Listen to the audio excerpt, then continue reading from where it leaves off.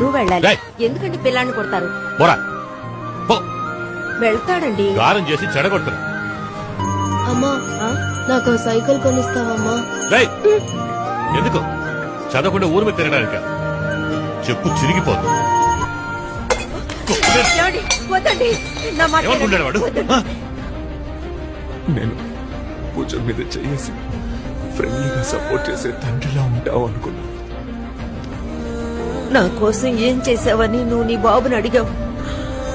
ఆయన కోసం ఏమీ చేసుకోలేదు. అదే ఆయన నీ కోసం చేసింది. నాకొచ్చే సంతోషాలన్నింటినీ వీడికిచ్చే, వీడికొచ్చే కష్టాలన్నింటినీ నాకిచ్చే దేవుడా.